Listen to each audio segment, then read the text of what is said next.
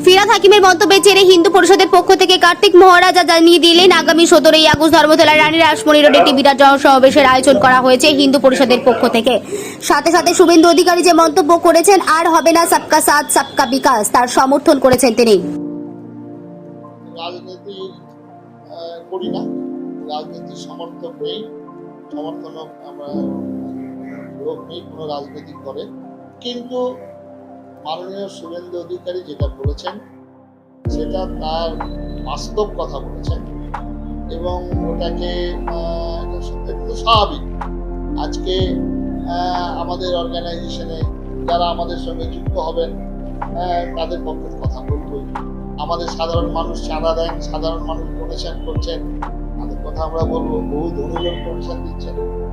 রাজনৈতিক ক্ষেত্রে আজকে যে কিছুক্ষণ আগেই বলছিলেন যেভাবে চেঞ্জ হচ্ছে,